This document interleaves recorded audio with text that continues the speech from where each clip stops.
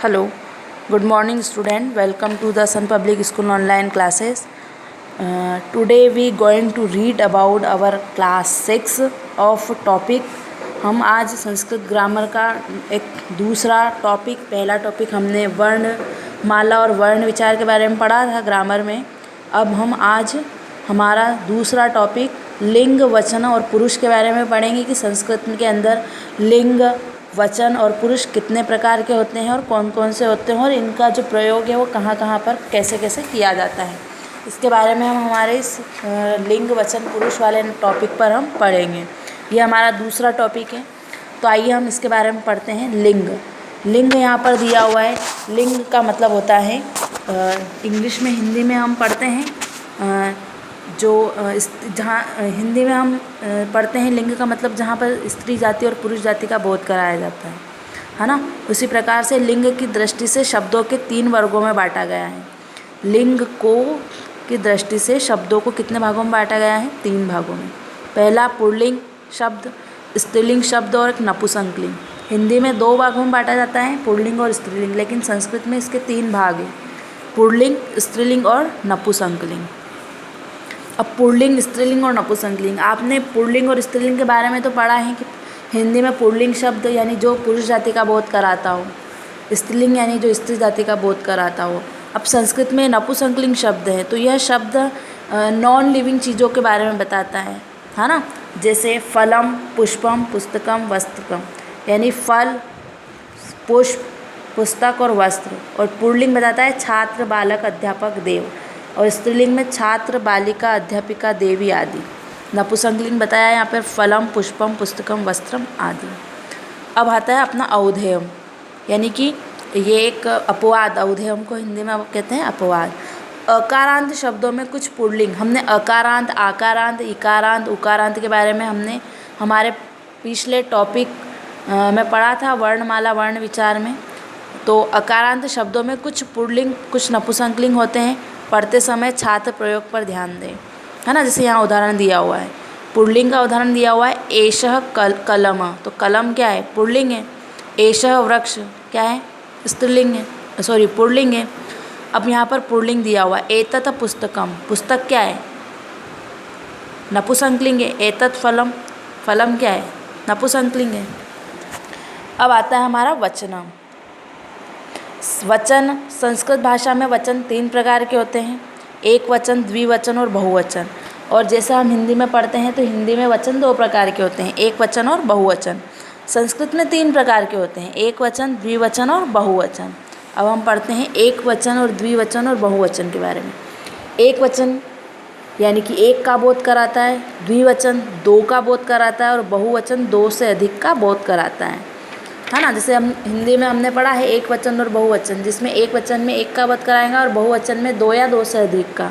लेकिन संस्कृत में क्या होता है कि 3 प्रकार का होता है, एक वचन, द्विवचन और बहुवचन। एक वचन में 1 का बोध कराएगा, द्विवचन में सिर्फ 2 का ही करवाएगा और बहुवचन में 2 से अधिक का करवाएगा, है ना। तो यहाँ पर एग्जाम्पल दिए हुए हैं, एक वचन में वृक्ष, बहुवचन में वृक्षों और द्विवचन में वृक्षों और बहुवचन में वृक्षा। फलम, फले, फलानी, लता, लते, लतानी। ये एक वचन, बहुवचन और द्विवचन और बहुवचन है। इसी तरह से एक और चीज़ होती है, इसमें धातु रूप चलती है, पठती, पठत, पठंती, खेलसी, खेलत, खेलंती और लिखामी, लिखा, लिखा। इसी तरह से एक वचन, द्विवचन, बहुवचन के वो चलते हैं सब्जेक्ट्स।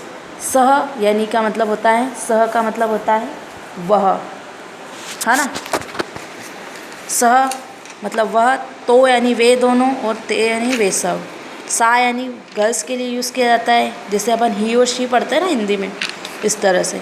सह तो पुरुष के लिए किया जाता है और सा स्त्री के लिए किया जाता है। सा, ते, ता यानी वह, वे दोनों और वे सब। तत्, ते, तानी, तत्, ते, तानी नपुंसकलिंग चीज़ों के लिए यूज़ किया जाता है, तत्, ते और तानी। त्वम, युयाम, युयम, तुम दोनों और तुम सब। अहम, आवाम, वयम, मैं, हम दोनों और हम सब। तो मैं आपको यहाँ पर इसका मीनिंग लिखकर बता देती हूँ कि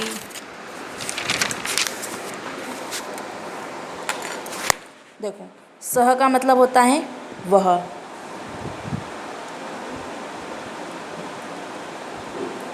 इसका मतलब भी वह। ये तो का मतलब होता है वे दोनों, और ते का मतलब होता है वे सब। इसका मतलब भी होता है वे दोनों, और इसका मतलब होता है वे सब।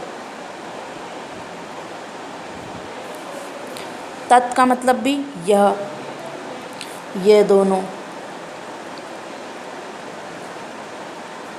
और ये सब। त्वम का मतलब होता है तुम। युवाम का मतलब होता है तुम दोनों, और यूयम का मतलब होता है तुम सब। अहम का मतलब होता है मैं। आवाम का मतलब होता है हम दोनों, और वयम का मतलब होता है हम सब। ठीक है, अब जो हमने स पढ़ा था ये आता है पुरुष जाति के लिए। जैसे हम हिंदी में जिसको हम क्या कहेंगे, ही के रूप में बोल सकते हैं, है ना, बॉयज़। सा आता है स्त्री के लिए, है ना। अब आते हैं हम पुरुष के बारे में पढ़ते हैं। तो पुरुष कितने प्रकार के होते हैं? पुरुष 3 प्रकार के होते हैं, है ना। कौन कौन से होते हैं? उत्तम पुरुष, मध्यम पुरुष और प्रथम पुरुष। उत्तम पुरुष में जो वक्ता है वह बोलने वाला होता है, यानी कि मैं, यानी अहम, आवाम, वयम, मैं, हम दोनों और हम सब। फिर आता है मध्यम पुरुष। मध्यम पुरुष में श्रोता यानी सुनने वाला होता है, यानी कि सामने वाला। फर्स्ट उत्तम पुरुष यानी खुद, और मध्यम पुरुष यानी कि सामने वाला, तुम दोनों और तुम सब। अब प्रथम पुरुष में आता है अन्य पुरुष, जिसके बारे में बात की जा रही है, यानी कि थर्ड पर्सन के बारे में। सह, तो, ते, सा, ते, ता, तत्, ते, तानि। ठीक है, तो ये सारी चीज़ हैं। हम लिंग वचन पुरुष के बारे में आपको मैं जानकारी दे चुकी हूँ। आई होप कि आपको लिंग पुरुष वचन के बारे में दी हुई जानकारी समझ में आ गई होगी। तो इस वाले चैप्टर की जो मैं एक्सरसाइज है वह आपको एक्सरसाइज करने के लिए दूंगी। तो आपको इसको अपनी ग्रामर वाले पार्ट में इसको करना है। जैसे कि आपने फर्स्ट टॉपिक की एक्सरसाइज की है, उसी प्रकार से इसकी भी आपको एक्सरसाइज करनी है, यानी ऐसे कैसे आपको उसमें उतारना है अपनी HW कॉपी में। संस्कृत ग्रामर की जो आपने संस्कृत ग्रामर संस्कृत की कॉपी में ही एक और उसी कॉपी में पार्ट बना रखा है, उसी कॉपी में आपको इसको करना है। ठीक है, थैंक यू।